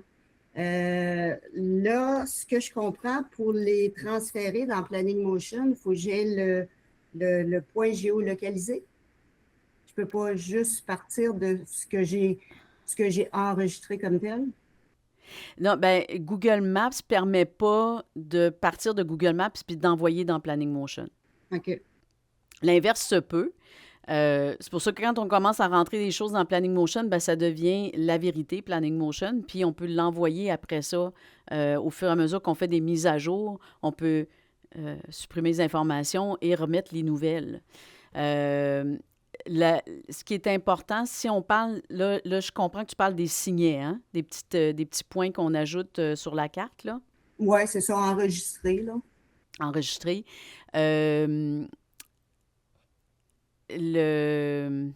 L'important, c'est d'écrire la coordonnée GPS. Je vais partager mon écran. Pour que ça fonctionne, il faut vraiment que, là, je suis en Italie. Donc, l'important dans Planning Motion, il y a 2 choses. Il y a spécifier le lieu pour créer l'itinéraire avec la ville ou l'adresse. Ça, c'est pour les itinéraires Google Maps, la ligne bleue qui se trace là, pour voir tout notre tracé. Et ce champ-là ici, coordonnées pour transfert sur GPS, c'est uniquement une coordonnée GPS qu'on peut mettre là. Et c'est pour avoir nos petits signets sur la carte. Parce qu'en fin de compte, Google Maps, ce qu'il fait quand on enregistre une destination, lui, il sauvegarde la coordonnée GPS. Donc, si je m'en vais dans Google Maps, c'est très facile d'obtenir une coordonnée GPS dans Google Maps. J'ouvre une nouvelle fenêtre, ça va être plus facile. Donc, par exemple, Québec. Donc, je vais aller trouver la coordonnée GPS du Château Frontenac. Château Frontenac. Alors, Château Frontenac. Là, j'ai trouvé mon Château Frontenac. Et puis, je me dis, bon, ben j'aimerais ça le localiser. Je m'en vais sur ça, c'est la terrasse du Frein, hein, proche de la statue de Samuel de Champlain. Donc, je clique à droite sur ma souris. Il y a un petit menu contextuel qui arrive. Puis, je fais copier. Je clique simplement sur les coordonnées GPS qui s'affichent ici. Puis, ça le copie dans mon presse-papier. Puis, j'ai juste à aller le coller dans Planning Motion. OK. Puis, si tu fonctionnes avec une tablette? C'est possible aussi. Ça ressemble au téléphone. Donc, je vais le montrer sur le téléphone. Donc, on va faire comme Olivier a dit. On va écrire Château Frontenac. Es-tu là? Oui, Château Frontenac. C'est un petit peu différent. C'est que faut descendre un petit peu. Olivier, je ne le retrouve plus. Je ne le retrouve plus, ça a changé. Ah, OK. Ils ont changé ça. Bon, OK. Il suffit... OK. Je vais revenir sur mon téléphone. On va le faire. Château Frontenac. Il suffit d'apaiser longuement. Ben oui. C'est encore plus simple. Tu pèses longuement où? Sur le point. Parce que quand je cherche Château Frontenac, il y a une icône rouge qui apparaît. Le petit point rouge, là. Un petit signet. Si je pèse longuement dessus, la coordonnée GPS apparaît. Mais est-ce qu'elle est copiée? Il va falloir que je fasse des tests quand même. Je vais juste aller rapidos, faire un petit coller pour voir si ça marche. Oui, c'est qu'en pesant longuement dessus, il y a comme une fenêtre qui apparaît. Et puis, après ça, c'est automatiquement copié dans le presse-papier. On se comprend avec copier dans le presse-papier? Oui, OK. Puis, à ce moment-là, si je fais coller n'importe où, donc dans Planning Motion éventuellement, la coordonnée GPS se copie. Ça marche. OK, ça fait plaisir. Oui, Pierre. Là, lorsqu'on va aller chercher un point sur Google Maps, OK? Oui. On va aller chercher la coordonnée GPS pour la mettre dans Planning Motion pour qu'il puisse, après ça, là, travailler. Mettons, on prend l'aéroport Charles de Gaulle, OK? Puis on va chercher la coordonnée GPS. Tu me vois venir, hein? Oui, non, c'est intéressant. Puis là, tu vas créer la carte, puis il ne reconnaît pas le point GPS de l'aéroport Charles de Gaulle. Fait que là, tu vas dire, je vais aller chercher un autre point, le terminal 2, le terminal 3, mais il ne reconnaît pas. Pourquoi il ne reconnaît pas la coordonnée? Bien, ça arrive souvent, surtout en multi-étapes. Euh, euh, OK. Il n'y a rien de mieux que de partager l'écran puis regarder. On va faire Charles de Gaulle. C'est que Google Maps, des fois, il va interpréter. J'essaie de taper en même temps que parler, puis ça ne marche pas pantoute. Même j'ai de la misère à parler toute seule. Fait que. Attends, je l'ai. OK. Google Maps, il va nous tracer l'itinéraire. Des fois, il va faire l'extrapolation d'être dans le milieu d'un édifice, la coordonnée GPS dans le milieu d'un édifice, puis il va quand même nous faire le trajet en auto jusqu'au point le plus près, mais des fois, non. Puis j'ai pas été capable de détecter. Fait que Olivier est très pointu là-dessus, puis moi, je deviens de plus en plus, justement, pour pas avoir ce genre de problème-là. Tant qu'aller chercher une coordonnée GPS, ben je vais chercher la bonne. Puis je vais plutôt me mettre à un endroit, mais là, c'est peut-être un endroit super complexe, là, mais quand même, on peut s'essayer. Ça peut être l'entrée du terminal. Je vais choisir, admettons, je me dis, je vais prendre cette coordonnée GPS-là de ce point-là ici. Ou carrément dans le stationnement, ou si je suis capable de trouver le point de chute de ma location d'auto ou de la navette. Dans le fond, c'est Ce que qu'il vous faut allez trouver un point qui va reconnaître, tout simplement. sur la route. OK? Si on veut se déplacer en auto, c'est sur la route. À pied, c'est différent parce qu'il est capable de faire des trajets à pied. Sauf si on passe par une autoroute, là, des fois, il ne sera pas capable de faire le trajet à pied. Mais c'est sûr que si on met le point GPS sur la piste d'atterrissage, ça ne marchera pas parce qu'il ne nous amènera pas en auto là, puis il ne voudra pas. Si on le met dans le milieu du camembert, il ne voudra pas non plus parce que c'est à l'intérieur, parce qu'on ne peut pas s'y rendre en auto, fait que souvent, ça va mal fonctionner. Puis un autre truc aussi qu'il faut faire attention, surtout quand on met un arrêt sur la route pour se mettre un point de passage.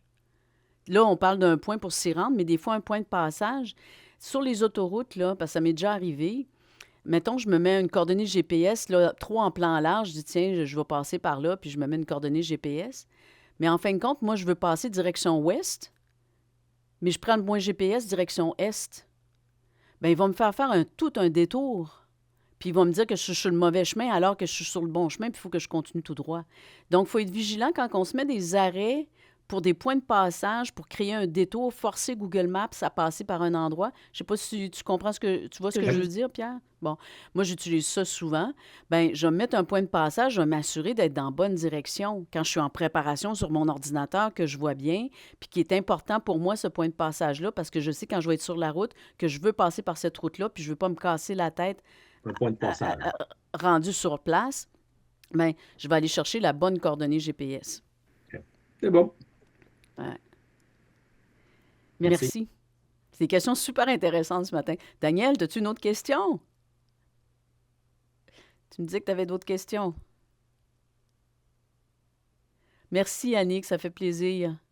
Bonne journée à toi aussi. OK. Oui, mais s'il n'y a pas d'autres questions, est-ce que je peux Oui.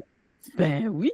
Je me posais la question, est-ce qu'on est limité avec le nombre d'activités à enregistrer dans un voyage? Le nombre d'arrêts, non. Avec un abonnement Évasion, il n'y a pas de limite en nombre de voyages, en nombre d'étapes. On peut aller voir le détail. Je vais juste partager mon écran sur le site web de Planning Motion pour avoir vraiment la différence entre... ça, c'est le site web planningmotion.com. Alors, dans Abonnement ici, pour aller chercher sur son abonnement excursion ou évasion, quand on descend, on voit toutes les différences entre les deux abonnements. Par exemple, nombre de jours par voyage, c'est illimité pour les deux. Par contre, le nombre d'étapes va être 5 pour excursion, illimité pour évasion. On a toutes les limitations comme ça ici entre les deux abonnements. Je dirais qu'évasion, c'est pas mal illimité. Il peut y avoir des limitations comme ici, 25 étapes à la fois pour l'itinéraire sur Google Maps. Bien, ce n'est pas une limitation en nombre d'étapes.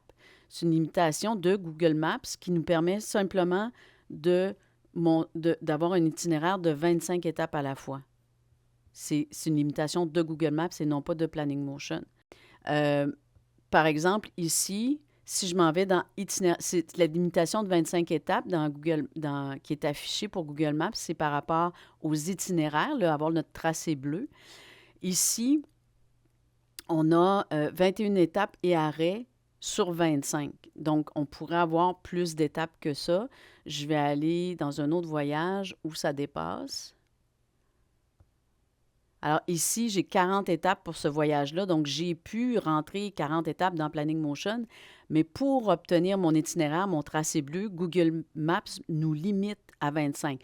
En passant, quand on ne passe pas par Planning Motion, on est limité à 10 étapes. Ceux qui ont l'habitude d'utiliser Google Maps directement, on a ce droit jusqu'à 10 étapes à la fois. Avec Planning Motion, on peut aller jusqu'à 25. Donc, quand on a un voyage comme ça qui fait plus de 25 étapes, on peut tout simplement tout désélectionner et sélectionner que la partie de voyage qu'on veut voir. Un peu comme je parlais avec Guy un peu plus tôt quand on disait comment qu'on peut contourner le fait de ne pas pouvoir prendre le traversier parce qu'il est fermé en ce moment. Bien, on peut sélectionner les étapes qu'on veut et avoir la carte des étapes qu'on veut comme ça. Bien, merci beaucoup, puis bonne Ça fait journée. plaisir. Bien, merci. À la prochaine. À la prochaine. Merci à toi. OK. On en était rendu où? Donc, j'ai passé à travers le calepin et plein d'autres choses en plus après. Ah, il y a vraiment la dernière question qu'on avait préparée pour la présentation ce matin, mais gênez-vous pas, là, si vous avez d'autres questions, on pourra les prendre après, mais je vais juste vous parler de la vue liste du calendrier. C'est qu'en fait, cette semaine, il y a une utilisatrice qui m'a demandé si on pouvait éventuellement... non, c'est pas ça. C'est que... Excusez. Il y a une utilisatrice qui nous a écrit pour suggérer une nouvelle fonctionnalité. OK? J'allais vous parler de ma question bonus. Là. Je me suis emmêlée dans mes pinceaux. Donc, l'utilisatrice m'a demandé si on pouvait voir sous forme de liste tous les éléments de notre voyage, avec les heures, avec les dates. Et puis, en fait, c'est très facile à obtenir. Ça existe dans Planning Motion. Je vais retourner au partage d'écran. On va regarder ça avec celui-ci. Donc, dans le calendrier, là, j'ai ma vue mois. Ici, dans le calendrier, je peux cliquer sur ce menu déroulant puis avoir ma vue liste du calendrier, ce qui fait que je me retrouve, au lieu d'avoir une vue avec une grille par mois, j'ai tout mon voyage de façon chronologique, jour par jour, et tout ce qu'il y a par jour de planifié dans Planning Motion. Alors, c'est simplement ça, c'est ce petit truc-là que je voulais vous partager. Il y a tellement de petites choses, parfois, ils sont comme un peu cachés. Mais ils ne sont pas cachés, ils sont là. Il faut fouiller. Il ne faut pas hésiter à cliquer sur les boutons dans Planning Motion. Puis, ce que j'avais noté, là, c'est que une autre petite question bonus, là, c'est que cette semaine, il y a une utilisatrice qui m'a demandé si on pouvait, elle demandait une nouvelle fonctionnalité, qu'on pouvait cocher une case pour savoir si son hébergement, facilement, pour savoir si son hébergement était réservé ou non. Alors, ça existe déjà dans Planning Motion, peut-être que plusieurs d'entre vous l'utilisez déjà. Ça s'appelle l'état de planification. Alors, une image vaut 1000 mots. On va regarder l'écran. Quel voyage que je pourrais prendre pour ça?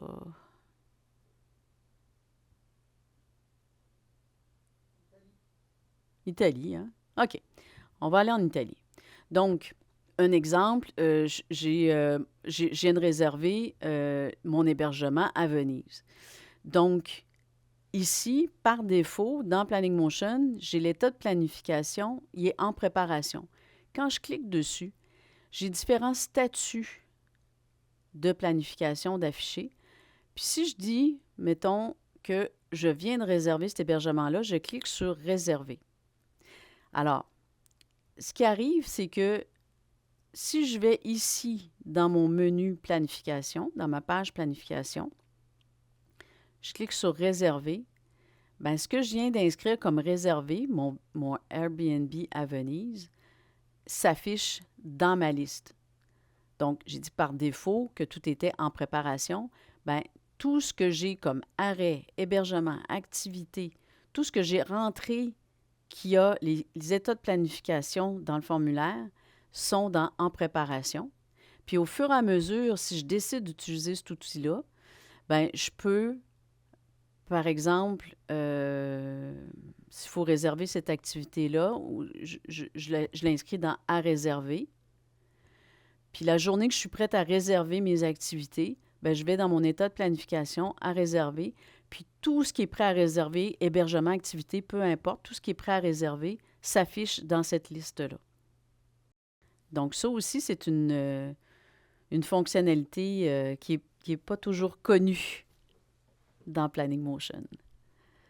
C'est pratique quand on prépare des voyages vraiment à l'avance là, et qu'on revient dessus pour planifier des affaires. Oui, tout à fait. Quand, des fois, on commence à planifier un voyage, puis là, pendant un mois, on cherche plein de choses, on a décidé sur des hébergements, puis on se dit, je vais le réserver un peu plus tard. Bien, si on met le statut à réserver, bien, un mois plus tard, bien, on sait exactement où on en est rendu, lesquels on a sélectionnés qui sont à réserver, lesquels sont encore en préparation, lesquels qui sont déjà réservés. On sait exactement où on en est rendu. Mais ça dépend du style de voyage qu'on est en train de préparer, du type de voyage qu'on est en train de préparer. Donc, ce sont des outils qu'on peut utiliser ou pas, selon le type de voyage qu'on est en train de préparer. Oui, bonjour Pascal. Tu peux ouvrir ton micro. Ah. Ah. Il y a Jean-François. Qui a une question? Il y a Pascal. Pascal, non, ça va? Écoute, je prends la question de Daniel. Si jamais c'est un problème technique, on pourrait y revenir. Donc, Daniel. Étant donné que là, il semble qu'il y a un peu le temps, je vais être un petit peu plus pointu concernant le calepin. Oui. Puisque moi, lorsque je prépare mes voyages, présentement, je survole l'ensemble du voyage, je trouve tout ce qui est intéressant. Et là, maintenant, je mets tout dans le calepin pour finalement tout organiser en étapes et tout ça plus tard. Donc, mon calepin devient assez volumineux. Pour l'instant, pour essayer de me retrouver dans l'ensemble de mes voyages et de chacune des étapes concernant un voyage spécifique, je nomme la destination, je nomme même la région dans la destination comme au début du nom de l'activité. Donc, ça me permet de trouver les choses dans le calepin, grouper grâce à l'ordre alphabétique des choses. Bon, c'est déjà pas pire. Maintenant, est-ce qu'il y a mieux dans Planning Motion? Est-ce qu'on peut grouper toutes les activités concernant une destination comme Île-du-Prince-Édouard? Tout se cache sous le nom Île-du-Prince-Édouard et là, je peux développer Île-du-Prince-Édouard et voir toutes les activités que j'ai mis là-dessus et seulement ça pour ne pas me perdre dans une longue liste concernant mon voyage en Ontario, à d'autres places, etc. Oui. Je vais partager mon écran. On retourne dans le calepin. Alors, comme tu dis, dans mettons, tu es en train de préparer ton voyage à l'île du Prince-Édouard, ben, tu vas avoir inscrit île du Prince-Édouard dans chaque chose que tu vas avoir inscrit dans le calepin pour île du Prince-Édouard. C'est ce que tu me dis à la base. OK. Donc, par exemple, moi, je le vois là, sous mes yeux, c'est Paris. Si j'ai inscrit Paris dans le champ de recherche, bien, tout ce qui est Paris décrit dans mon calepin s'affiche. Donc, je viens de filtrer pour n'afficher que ce qui concerne Paris. Donc, si toi, tu veux voir ce que l'île du Prince-Édouard, tu écris île du Prince-Édouard, et normalement, c'est que ce qui est par rapport à l'île du Prince-Édouard qui va s'afficher. Est-ce que tu comprends ce que je veux dire? Je ne sais pas si j'ai été claire, Daniel. Oui, ça me paraît clair. Écoute, c'est une belle façon d'utiliser une fonction simple disponible pour obtenir le résultat. Parce que c'est un champ de recherche pour retrouver les choses par mots-clés, mais c'est un filtre, en fait. Fait que si tu ne veux voir que ce qui t'intéresse par rapport à l'île du Prince-Édouard, bien, tu as bien fait d'écrire Île du Prince-Édouard pour pouvoir le retracer en étant Île du Prince-Édouard. Et en écrivant Île du Prince-Édouard, ça filtre et c'est une affiche. Tu n'as pas besoin de l'ordre alphabétique, tu n'as pas besoin de l'écrire dans le nom nécessairement. Tu sais que tout ce qui est là, c'est l'Île du Prince-Édouard. Mettons tel musée ou tel... c'est quoi qu'il y a beaucoup à l'île du voyons, les tours, là, blanches et rouges, là. Des phares. Mon Dieu! Des fois, notre cerveau ne connecte pas un phare. Donc, tu sais, tel phare, bien, mettons que tu as marqué le nom du phare, mais qu'à l'intérieur, l'adresse, c'est Île du Prince-Édouard. Puis ça peut être IPE. Alors, tout ce qui a IPE va s'afficher, et uniquement ça. Sauf si, par hasard, au Japon, il y a quelque chose qui s'appelle IPE. Là. C'est pour ça, des fois, en étant plus précis, on s'évite ce genre de problème-là. Ça te va-tu? Oui, oui, ça répond à la question. C'est pas tout à fait la même chose que d'avoir la possibilité de les organiser en sous-catégories, par exemple. Parce que si je fais une autre recherche intermédiaire, je trouve moi telle information dans la tête de mon voyage, là, je rentre tel mot, là, je perds mon fil sur l'île du Prince-Édouard et tout réapparaît. Oui, tout à fait. Donc, c'est juste, ça ne donne pas tout à fait la même... Il n'y a pas de double filtre. C'est ça. Mais au moins, c'est fun. Merci. OK, fait plaisir. Ben, tu sais, éventuellement, c'est de tout réorganiser dans le voyage aussi, puis après ça, manipuler à l'intérieur du voyage. Donc, ça peut aider. Parfait. Merci, Daniel. Toujours des questions intéressantes. Alors, il y avait la question de Pascal. Oui, Pascal? Est-ce que là, vous m'entendez? Oui. Bon, parfait, OK, c'est revenu. Moi, ma question, c'est, je donne un exemple. Mettons, on a planifié un arrêt. Comme là, je vois que vous en avez là, des arrêts dans votre calepin. Puis qu'en fin je décide que moi, je veux coucher à l'aéroport. Comment je fais pour changer cet arrêt-là en hébergement?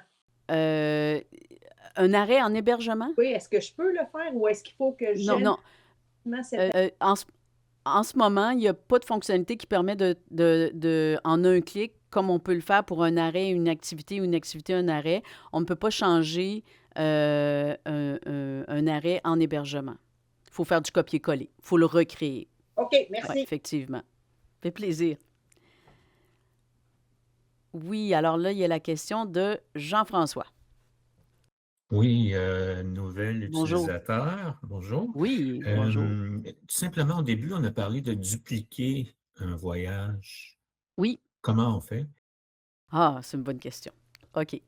C'est vrai que je ne vais pas nécessairement tout le temps dans le détail, mais c'était bien important. Donc, on a, par exemple, le voyage partagé d'Italie.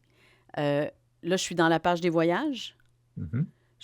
C'est la page dans laquelle on arrive quand on se connecte à Planning Motion. Si je suis ailleurs, puis que je veux revenir à ma page des voyages, je clique ici sur le bouton « Gérer » dans la section « Mes voyages »,« Gérer », et je me retrouve dans la page des voyages.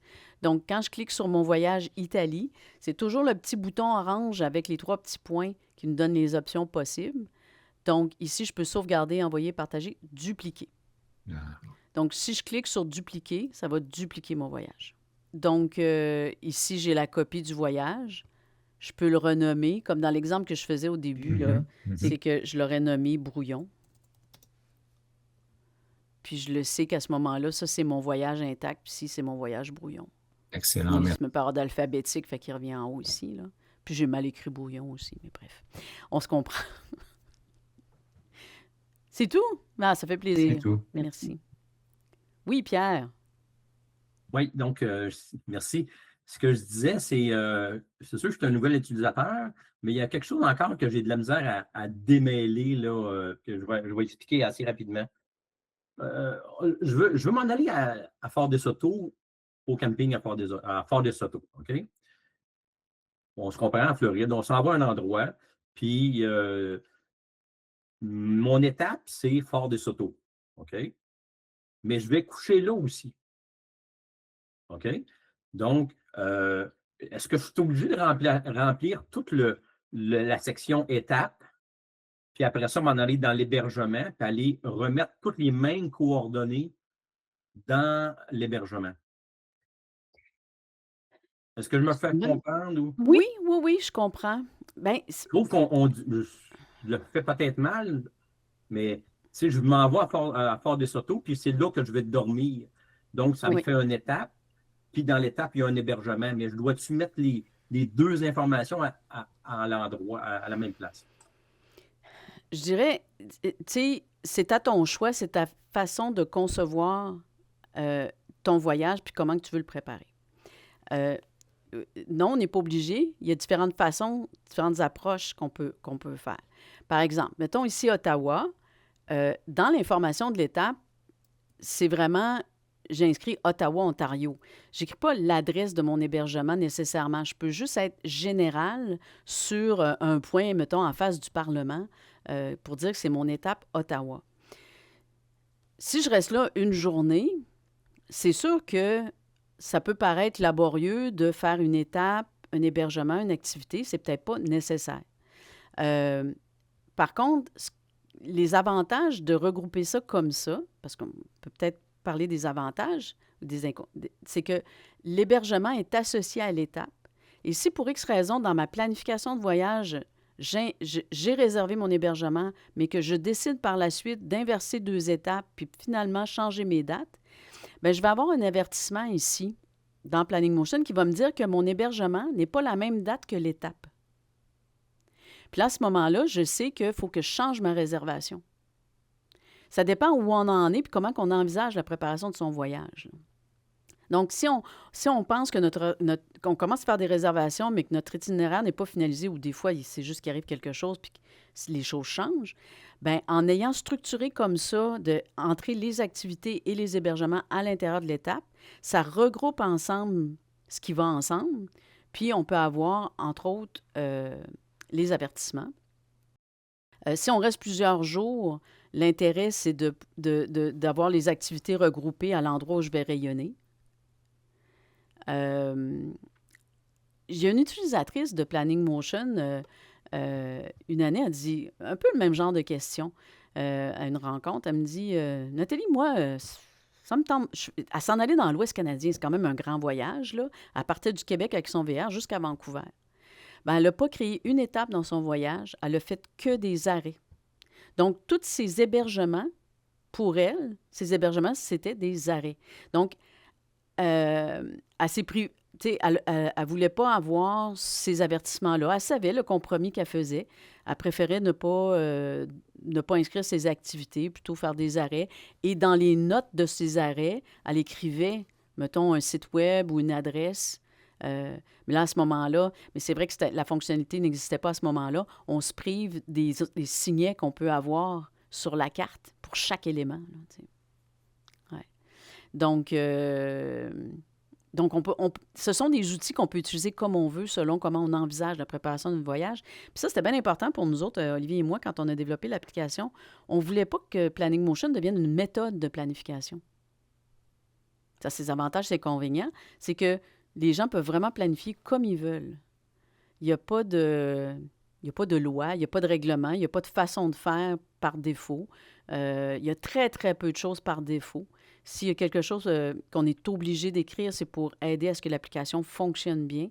Mais si on ne veut pas écrire de prix, on n'écrit pas de prix. Si on ne veut pas écrire d'adresse, puis si on ne veut pas mettre des hébergements dans les étapes et utiliser des arrêts, c'est une autre façon de faire, puis c'est possible. Est-ce que ça répond bien à ta question, Pierre? Oui, en fait, si je vais à un endroit, puis je vais juste dans un campground, un camping, bien, je dois créer l'étape. Oui. Je peux le faire juste de façon sommaire. Puis après ça, pour mettre l'hébergement, je n'ai pas le choix de créer une étape. Il faut que je fasse une étape, puis après ça, je vais aller mettre l'hébergement. Là. Oui. Oui, OK, je comprends ce que tu veux dire. Oui, vas-y, Olivier. Ou pas, parce que l'étape, il suffit de marquer que c'est, au lieu d'appeler l'étape Ottawa, on met le nom du camping avec la coordonnée GPS et l'adresse, et puis on va directement à notre camping. C'est vraiment au choix. L'important, c'est de se comprendre. OK. OK, je comprends. Ça va, Nathalie, c'est ça? Oui, tu as tout à fait raison, c'est ça. Parce qu'un hébergement, ça ne vit pas tout seul. Non, c'est ça. Puis l'autre avantage en hébergement, si on veut avoir ses dépenses, qu'elles soient comptabilisées, on va pouvoir le faire. Si c'est juste l'information dans l'étape, ben, on n'aura pas ça. OK, ça répond à ma question. Merci, Olivier. Parfait. Fait plaisir. Guy, À la question de Pierre, là, ça réveille une affaire qui dormait en moi, probablement. Là. Mais quand tu sais, j'ai fait mon calendrier, puis la journée du 21, là, c'est une étape avec de l'hébergement, puis il y a des activités. Si je la prends, puis je la change 3 jours, tout se déplace. Et si je mets juste une activité, ou si c'est pas. On peut-tu faire une activité sans que ce soit relié à une étape ou un hébergement? non, un arrêt, oui, mais pas... L'arrêt. OK. ouais. S'il y a des choses Guy, sous l'arrêt, et est-ce que tu peux les déplacer? Tout va se déplacer aussi? ben, l'arrêt, ça ressemble à une activité, ça vit toute seule. Je veux dire, non, j'ai mal, je m'exprime mal. Euh, un arrêt, c'est un endroit où tu mets ton... Je vais partager mon écran, je pense que ça va être plus clair. Il y a 2 types d'étapes dans Planning Motion. Hein? Fait qu'on a l'étape... Attends, c'est mon verre d'eau, éviter les accidents. Il y a une étape avec nuitée qui inclut des hébergements, des activités. Puis on a l'étape qui s'appelle l'arrêt. L'arrêt qui peut servir à mettre juste un point de passage, un point d'intérêt, une escale en croisière, différentes fonctionnalités. C'est quelque chose qu'on va s'arrêter entre 2 points, entre 2 étapes, en fait. Donc, si je m'en vais ici, je pense que ça va être plus simple avec le voyage en Italie parce que lui, il y a beaucoup d'arrêts et d'étapes. Donc, l'étape Venise, ben ça, c'est un partage de Denise, là. Il y avait un hébergement et des activités à Venise, puis c'est ensemble, tandis que la visite de Vérone, elle le faisait en route entre Venise et Florence. Ce serait comme la différence entre une étape et un arrêt. Une étape, on s'arrête à l'endroit, on va coucher là et on va faire des activités en rayonnant sur place. Un arrêt, c'est un point de passage, un endroit où on s'arrête sur la route entre 2 endroits. Ça peut être une activité, ça peut être une station-service, ça peut être un parc, ça peut être un restaurant, un point de vue, peu importe. Donc, on se met des arrêts comme ça pour faire des points de passage entre 2 étapes. Puis, tout ce qu'on rentre dans un... On n'ajoute pas quelque chose à un arrêt. L'arrêt, lui, il est tout seul. Il vit par lui-même. Il vit par lui-même. Puis, si on est très... on y va très dans le détail, ce qu'on peut inscrire pour une activité, un arrêt, c'est exactement les mêmes champs que pour une activité.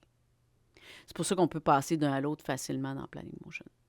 Donc, tout ce qu'on va avoir rentré dans un arrêt peut être transféré dans une activité. On peut changer de l'un à l'autre après. Mais ça ne faisait pas partie de ta question. Je ne sais pas pourquoi j'ai rajouté ça. Excuse-moi. Ça vient mêlant. Est-ce que ça répond à ta question, Guy? Oui? Parfait. Est-ce que tu avais un complément d'information, Olivier, ou si... Le fait maintenant qu'on les utilise, qu'on soit géolocalisé sur nos applications, la chronologie des activités n'a plus trop d'importance non plus, là.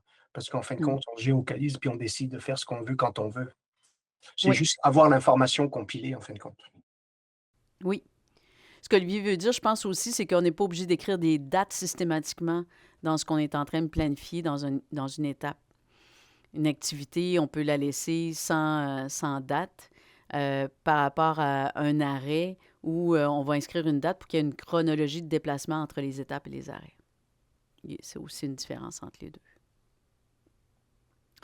Pour faire simple, une activité, ça a été pensé pour faire les choses qu'on veut faire sur place à l'intérieur d'une étape en rayonnant à partir de son hébergement.